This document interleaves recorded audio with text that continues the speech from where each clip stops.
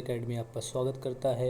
आज हमारा class 11th का अकाउंटिंग का फर्स्ट लेक्चर है जो हम लोग आज स्टार्ट करेंगे। वैसे पहला चैप्टर तो हमारा अकाउंटिंग मीनिंग से है, लेकिन आज हम लोग पहले स्टार्ट करेंगे अपना फर्स्ट लेक्चर अकाउंटिंग प्रिंसिपल से। तो इससे पहले हम लोगों ने 12th के कई सारे वीडियो अपलोड कर चुके हैं और 11th के भी, हालांकि हम लोग अभी कुछ दिनों पहले वीडियोस अपलोड किए हैं। तो अगर आपने नहीं देखा तो पहले जाइए उनको वीडियो को देखिए, और अगर वीडियो अच्छा लगे तो वीडियो को लाइक करिए और चैनल को सब्सक्राइब करिए। चलिए तो आज हम लोग स्टार्ट करते हैं अपने क्लास 11th के अकाउंटिंग के लेक्चर नंबर फर्स्ट को। चलिए तो लेक्चर नंबर फर्स्ट हमारा क्या है, टॉपिक है हमारा अकाउंटिंग प्रिंसिपल, यानी अकाउंटिंग प्रिंसिपल होता क्या है। तो चलो मीनिंग देखते हैं क्या होता है।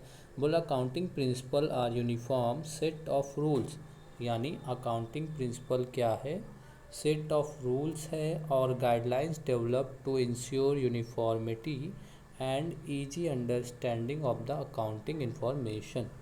अकाउंटिंग प्रिंसिपल एक तरीके से क्या है, सेट ऑफ रूल्स है, यानी रूल्स का एक बुक है, यानी बड़ी किताबें हैं रूल्स की। ठीक है, अकाउंटिंग के पर्पज़ से एक बड़ी किताब है, सिंपल वर्ड में कि भैया ये सेट ऑफ रूल्स होता है जो हमें गाइड करता है, यानी guideline develop to ensure uniformity and easy understanding of the accounting information. Easily language में बोला जाए कि अकाउंटिंग प्रिंसिपल एक क्या है, सेट ऑफ रूल बुक्स होता है जो हमें अकाउंटिंग करने में हेल्प करता है, यानी भैया आपको अकाउंटिंग ऐसे करनी है वो हमें बताता है, और सारे अकाउंटेंट की अकाउंटिंग को यूनिफॉर्मिटी देता है। यूनिफॉर्मिटी मतलब एक सा कि भैया अगर तुमने अकाउंटिंग किया है, उस बंदे ने भी अकाउंटिंग किया है, तो दोनों की अकाउंटिंग मैच करे, सिमिलर सी चीज़ें दोनों में दिखाई दे, यानी उसका जो डेबिट है तुम्हारे भी डेबिट से मैच करना चाहिए। ऐसा नहीं कि उसने डेबिट किसी और डेटा को किया, मतलब किसी और अकाउंट को किया, तुम डेबिट किसी और अकाउंट को करो, ये चीज़ें नहीं होनी चाहिए। इसीलिए हमारा अकाउंटिंग प्रिंसिपल आया। अकाउंटिंग प्रिंसिपल फिर से सुन लो, एक सेट ऑफ रूल बुक होता है जो हमें गाइड करता है अकाउंटिंग को करने में, जिससे क्या हो, सारे अकाउंटेंट की अकाउंटिंग में यूनिफॉर्मिटी लाई जा सके, और जो अकाउंटिंग इन्फॉर्मेशन को जानना चाहता है उन्हें अंडरस्टैंडिंग आ सके, यानी उन्हें समझने में आसानी हो सके। तो इसको हम बोलते हैं अकाउंटिंग प्रिंसिपल। क्लियर है। चलिए नेक्स्ट मेरा टॉपिक क्या है, nature and features of accounting principle. अब ये क्या है, एक मिनट रुक जाइए जस्ट जी। चलिए अब ये मेरा क्या है, बोल रहा है accounting principle are uniform set of rule books, यानी अकाउंटिंग प्रिंसिपल क्या होता है, एक तरीके से सेट ऑफ रूल्स बुक है। यानी ये क्या करता है भैया, अकाउंटिंग आपने किया, इससे आपको क्या होगा कि सभी लोगों को यूनिफॉर्मिटी मिल जाएगी, जितने भी अकाउंटेंट है सभी का एक सा अकाउंटिंग होगा, और हमें रूल्स रेगुलेशन भी फॉलो करने होंगे, यानी सबके लिए अगर रूल्स एंड रेगुलेशन एक होंगे तो ईजिली हो जाता है भाई, सब समझने लगते हैं और सभी को ईजिली समझ में आता है कि भैया इसने अकाउंटिंग में क्या किया है। नेक्स्ट क्या है, accounting principle are man made, यानी जो मेरा अकाउंटिंग प्रिंसिपल बनाया गया वो क्या है, मैन मेड है। ऐसा नहीं कि भैया अकाउंटिंग प्रिंसिपल तुम्हारा बना गया है तो उसमें कोई गलती नहीं होगी, क्योंकि ये एक्सपेरिमेंट बेस नहीं है, आपने इसको लेबोरेटरी में टेस्ट नहीं किया या किसी घटना के होने पर आपने इसको यूज नहीं किया था। ये क्या है, मैन टेस्टेड है। मैन टेस्टेड मीन्स कि ये क्या है भैया, एक्सपीरियंस बेस्ड है, हो सकता है कुछ चीज़ों में प्रॉब्लम आ सके। ठीक है, तो ये हम नहीं बोल सकते कि जो मेरा अकाउंटिंग प्रिंसिपल है वो 100% एक्यूरेसी देता है हमारे फाइनेंशियल पोजीशन की। नेक्स्ट मेरा पॉइंट क्या है, ये पॉइंट कंप्लीट हो गया। नेक्स्ट मेरा पॉइंट क्या है, नेक्स्ट पॉइंट मेरा बोल रहा है accounting principle are flexible. Accounting principle are flexible. Flexible का मतलब क्या होता है, ईजिली चेंज, यानी हमारा अकाउंटिंग प्रिंसिपल जो होता है वो रिजिड नहीं है। ऐसा नहीं कि भैया मेरा जो रूल्स बुक में लिखा है उसको हम थोड़ा बहुत चेंज नहीं कर सकते, हम सिचुएशन के अकॉर्डिंग उसको चेंज कर सकते हैं। जैसे एक एग्जांपल देते हैं आपको, जैसे अगर आप अकाउंटिंग करेंगे तो अभी आगे आप लोगों को एक डेप्रिसिएशन नाम का चैप्टर पढ़ना होगा। तो इसमें देखो 2-3 मेथड होते हैं डेप्रिसिएशन चार्ज करने के लिए। एक स्ट्रेट लाइन मेथड होता है, एक रिटन डाउन वैल्यू मेथड होता है। तो मान लो किसी बंदे ने या किसी अकाउंटेंट ने क्या किया, रिटन डाउन वैल्यू मेथड को चूज़ किया for the purpose of depreciation, और किसी ने स्ट्रेट लाइन मेथड चूज़ किया है, तो दोनों की अकाउंटिंग में थोड़ी बहुत डिफरेंस आएंगी फॉर द अमाउंट। ठीक, अमाउंट के लिए चेंजेस आएंगी। तो ऐसा नहीं कि दोनों का अकाउंट गलत है, नहीं, हमारी अकाउंटेंट क्या होती है भैया, फ्लेक्सिबल होती है, यानी आपको जिस नेचर की अकाउंटिंग, मतलब आपको सिचुएशन के हिसाब से आपके बिजनेस के अकॉर्डिंग आप अकाउंट के प्रिंसिपल में थोड़ा बहुत चेंजेस ला सकते हो, यानी वो फ्लेक्सिबल होता है, वो रिजिड नहीं है कि भैया जो लिखा है वही मानना, नहीं, अगर उसका कोई और ऑप्शन है तो आप उसको यूज कर सकते हो।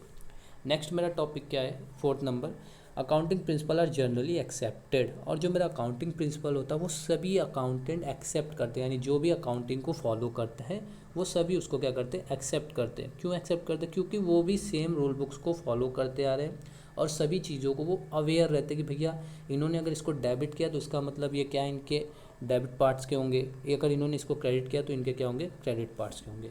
ठीक, ये चारों टॉपिक मेरा, चारों पॉइंट सॉरी, कंप्लीट हो चुका है मेरा।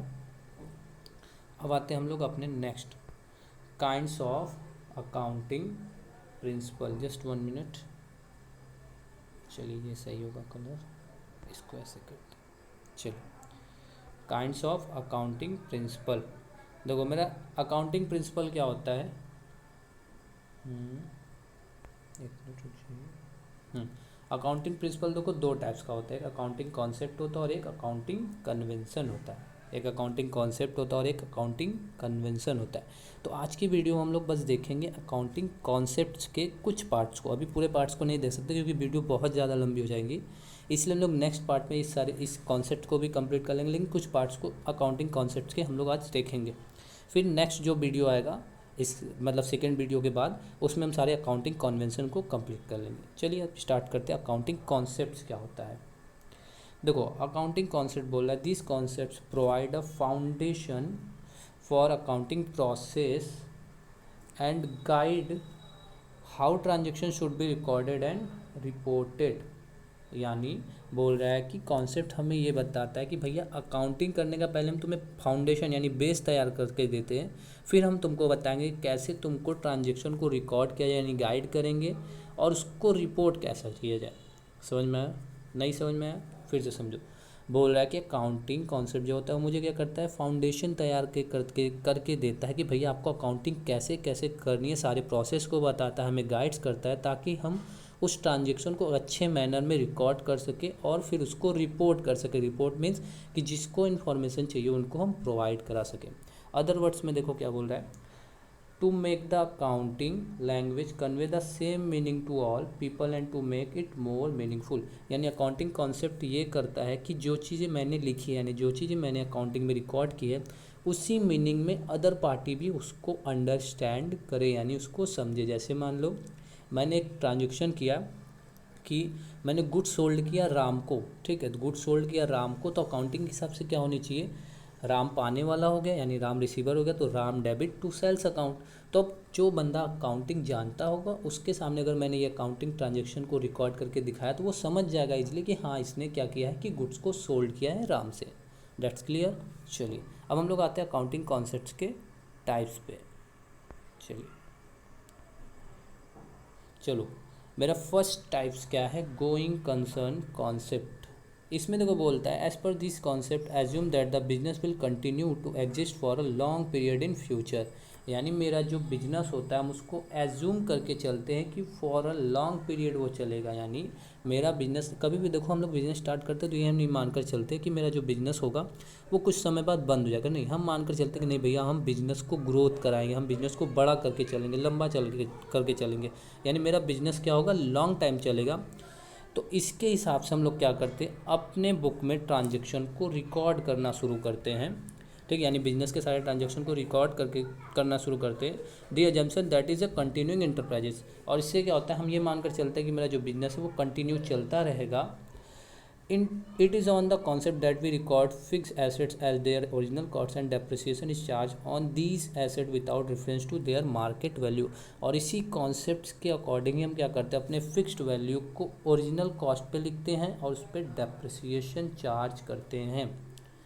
यानी गोइंग कॉन्सर्न कॉन्सेप्ट बोलता है कि भैया मेरा बिजनेस लॉन्ग टाइम तक चलेगा, तो ये मानकर हम लोग चलते हैं और सारी चीज़ों को रिकॉर्ड करना शुरू करते हैं। तो भैया जब लॉन्ग टाइम तक चलेगा तो हमें पहले से ही ना अवेयर होना पड़ेगा कि भैया लॉन्ग टाइम में मुझे ज़्यादा प्रॉब्लम्स ना आए। जैसे मान लो तुमने एग्जाम्पल समझो कि मान लो तुमने एक मिनट रुको जी, इससे समझो, मान लो तुमने एक मशीनरी खरीदी, ठीक है, तुमने एक मशीनरी खरीदी 10 लाख रुपए की, ठीक है, 10 लाख रुपए की तुमने एक मशीनरी खरीदी अब उस मशीनरी से भैया तुम क्या करोगे, 5 साल यूज करोगे। तो अच्छा ये बताओ, अगर तुम 5 साल यूज कर रहे हो उस मशीनरी को, तो अगर इन केस तुम 5 साल बाद तुम्हें 10 लाख एक्वायर करना पड़े तो ये तुम्हारे लिए बर्डन नहीं होगा। तो इस कॉन्सेप्ट ने बोला कि भैया अगर आप मानकर चलते हो कि बिजनेस लॉन्ग टाइम चलेगा तो उसके हिसाब से तुम अपनी अकाउंटिंग की भी तैयारी रखो ताकि तुम्हें एक टाइम में बर्डन ना आए। तो इसने क्या किया कि भैया तुम्हारी मान लो मशीनरी कितनी की है, 10 लाख की, तुम्हारी फिक्स एसेट्स कितनी की है, 10 लाख की। तो तुम उस पर क्या करो, डेप्रिसिएशन चार्ज करो। अब डेप्रिसिएशन क्या होता है, डेप्रिसिएशन एक तरीके का नॉन कैश एक्सपेंसेज है, नॉन कैश एक्सपेंसेज है, ध्यान रखना। डेप्रिसिएशन क्या है, एक नॉन कैश एक्सपेंसेज है जो कि हमें ये करता है कि भैया मेरे जो चीज़ों मतलब फ्यूचर में जो चीज़ें हटने वाली या ख़त्म होने वाली उनके लिए एलोकेशन ऑफ कॉस्ट का काम करता है, यानी वो कॉस्ट को एलोकेट करता है। जैसे मान लो 10 लाख की मशीनरी है, 5 साल चलने वाला है, तो उससे क्या करेगा, वो 5 से डिवाइड कर लेगा और हर साल तुमसे कहेगा भैया 2 लाख का डेप्रिसिएशन आप चार्ज करिए। जिससे क्या होगा कि 5 साल बाद आपके पास मशीनरी की पूरी वैल्यू आ जाएगी और आप उस मशीनरी को सेल करके उसके जगह एक नई मशीनरी को रिप्लेस कर सकोगे। तो आई होप ये फर्स्ट कॉन्सेप्ट आपको क्लियर होगा, गोइंग कॉन्सेप्ट कॉन्सेप्ट। ठीक है, चलिए अब हम लोग चलते हैं अपने नेक्स्ट कॉन्सेप्ट से। हमारा नेक्स्ट कॉन्सेप्ट है कंसिस्टेंसी कॉन्सेप्ट्स। ये बहुत ही ईजी है। इसमें देखो बोला जाता है, this concept state that the accounting principle और method should be remain consistent from one year to another. यानी यहाँ पर ये बोला जा रहा है कि जो मेरी कंसिस्टेंसी होती है, यानी मेरी अकाउंटिंग जो है या मेरी अकाउंटिंग प्रिंसिपल है, जो भी हम प्रिंसिपल बुक को फॉलो करें या जो भी मेरा अकाउंटिंग मेथड्स है उसको हम कंसिस्ट बनाए रखें। यानी एक अकाउंटिंग बुक को हम लोग हमेशा लेकर चलें। यानी अगर डबल एंट्री सिस्टम से तुम चीज़ों को रिकॉर्ड करते आ रहे हो तो उसको तुम हर साल चेंज मत करो। इससे क्या होगा, अगर चेंज करोगे तुम्हें अपनी फाइनेंशियल पोजीशन को देखने में या अपनी प्रॉफिट एंड लॉस को देखने में प्रॉब्लम्स आ सकती है। ये भी हो सकता है कि मान लो तुमने डेप्रिसिएशन का मेथड स्ट्रेट लाइन चुना हो और फिर तुम नेक्स्ट ईयर क्या कर दे रहे हो, रिटर्न एंड वैल्यू चूज कर रहे हो, तो इससे क्या होगा, तुम्हारी अकाउंटिंग में डिफर आ सकता है। तो सिंपली ये कॉन्सेप्ट यही बोलता है कि अगर आपने एक प्रिंसिपल, एक मेथड या एक सिस्टम को लेकर चल रहे हैं तो आप उसी सिस्टम, प्रिंसिपल या रूल को लेकर चलेंगे तो क्या होगा, आपको फ्यूचर में प्रॉब्लम्स कम आएंगी। यानी कंसिस्टेंसी आपको बनाए रखनी है। आगे देखिए इसी में क्या बोल रहा है, this should not be change from year two year. हमें चेंज हर साल नहीं करना चाहिए, यानी हमें हमेशा अपने अकाउंटिंग सिस्टम या अकाउंटिंग रूल्स में चेंजेस नहीं लाने चाहिए। चलिए मेरा नेक्स्ट कॉन्सेप्ट क्या है, एक्रूवल कॉन्सेप्ट्स। ये देखो क्या बोल रहा है, accrual concept, revenue is recorded when sale are made or services are render, it is immaterial whether cash is received or not. यानी एक्रूवल कॉन्सेप्ट बोलता है कि मेरी रेवेन्यू तब मान ली जाएगी, यानी मेरी रेवेन्यू तब मान ली जाएगी जब मैं इसे सेल कर देता हूँ, यानी सर्विसेज या गुड्स को मैंने सेल कर दिया है, चाहे वो कैश में रिसीव्ड हो या नहीं। इसका मतलब क्या है, यानी हम अकाउंटिंग या हम अपने बिजनेस में तभी मान लेते हैं कि बिजनेस को पैसा मिल गया या मिल जाएगा जब वो क्या होता है, मेरे गुड्स सेल हो जाते हैं या मैंने किसी को सर्विस अपनी प्रोवाइड करा दी, चाहे वो मुझे पेमेंट करे अभी या बाद में। लेकिन हम उसी टाइम मान लेते जब मैंने सर्विस या गुड्स उसको डिलीवर कर चुके हैं, तभी हम मान लेते कि मेरी इनकम हो जाएगी। ये किस कॉन्सेप्ट्स के बेस मानते हैं, एक्रूवल कॉन्सेप्ट्स में। आगे देखो क्या बोल रहा है, similarly according to this concept expenses are recorded in the accounting period in which they assist in earning the revenue whether the cash is paid them or not. और यहाँ पर वही चीज़ हम ये भी मान लेते हैं कि जब मेरी एक्सपेंसेज हुई है, यानी मैंने किसी से काम लिया है और उसका मैंने पेमेंट एट द टाइम या करंट ईयर नहीं किया है लेकिन मुझे करना है, तो हम उसको एक्सपेंसेस मानकर चलते हैं। ऐसा नहीं कि भैया एक्सपेंसेस का पेमेंट नहीं किया तो वो एक्सपेंसेस नहीं है। समझ में आया, सिंपल फिर से समझ लो।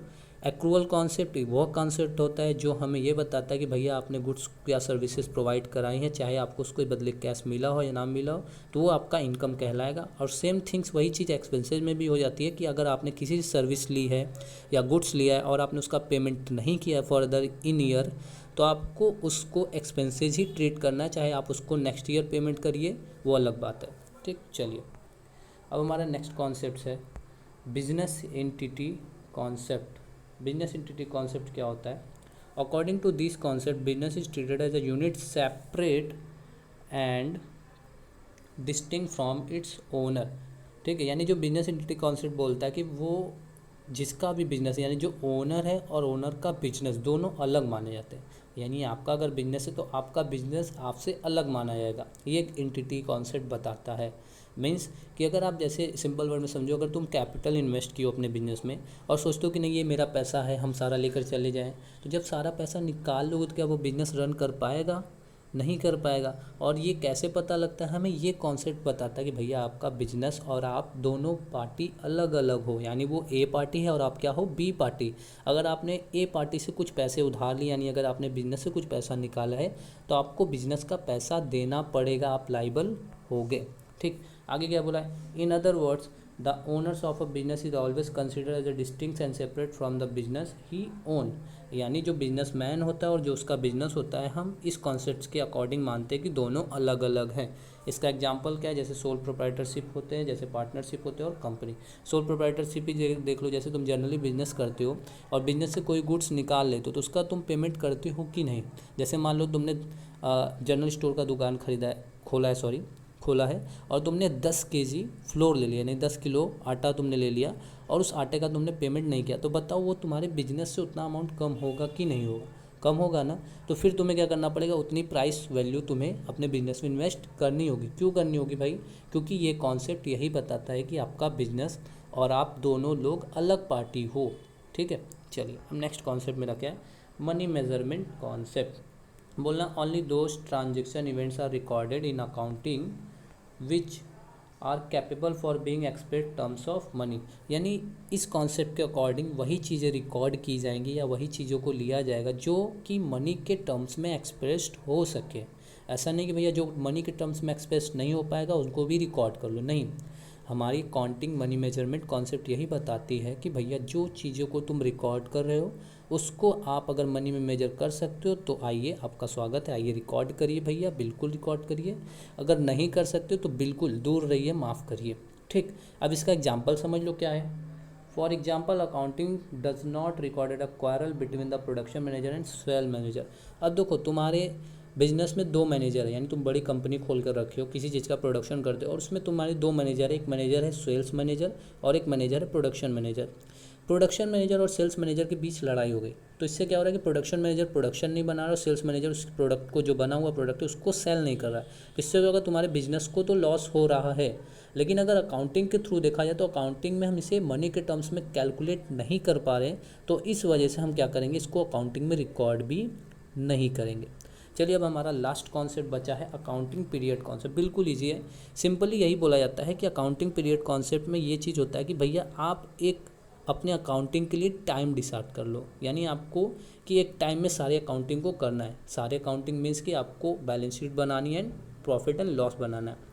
क्यों बनाना है भाई, ताकि आप देख पाओ कि मेरी बिजनेस कहाँ पर स्टैंड है। मान लो तुम लगातार बिजनेस करते जा रहे हो और एक टाइम ऐसा आएगा कि तुम्हारे पास हो सकता है कैपिटल ही खत्म हो जाए या तुम्हारे पास इतने लोन हो जाए तुमको अवेयर ही ना हो कि भैया मुझे कितना पेमेंट करना है। ठीक है, तो इसलिए एक पीरियड बनाया था कि भैया 2 महीने, 4 महीने, साल भर आप क्या करोगे, एक पीरियड बना लो, उसके अकॉर्डिंग तुम सारे अकाउंटिंग ट्रांजेक्शन को रिकॉर्ड करो, फिर चेकआउट करो कि भैया तुम्हारे बिजनेस में प्रॉफिट कितना हुआ, कितना लॉस हुआ, तुम्हारी बिजनेस में फाइनेंशियल पोजीशन कितनी है। फाइनेंशियल पोजीशन मीन्स कि तुम्हारे पास कितने एसेट्स हैं, कितने लाइबिलिटीज़ हैं। ठीक है, तो जो मेरा इनकम टैक्स फॉलो कराता है वो क्या है, मेरा 1 अप्रैल से 31 मार्च, यानी इनकम टैक्स के अकॉर्डिंग कौन सी फाइनेंशियल पीरियड मानी जाती है, 1 अप्रैल से 31 मार्च। अगर आपको वीडियो अच्छी लगी हो तो प्लीज़ वीडियो को लाइक करें और चैनल को सब्सक्राइब करें। आई होप आप लोगों को ये सारी चीज़ें समझ में आई होंगी और ज़्यादा से ज़्यादा ये मेरे वीडियोस को शेयर करें ताकि मैं आगे आप लोगों को और अच्छे वीडियो प्रोवाइड करा सकूं। Thank you very much.